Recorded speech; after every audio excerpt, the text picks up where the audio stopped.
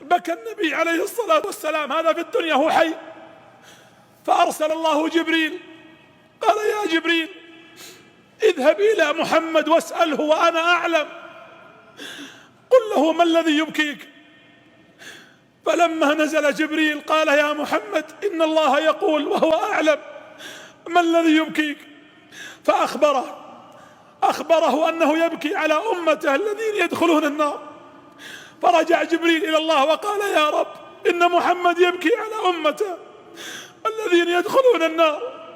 قال يا جبريل اذهب إلى محمد وقل له إن الله لن يسوءك في أمتك، إن الله لن يسوءك في أمتك، أبشر يا محمد، أبشر يا محمد.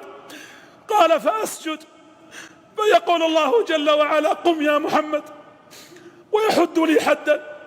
قال فاذهب وأخرج من النار كل من كان في قلبه لا إله إلا الله.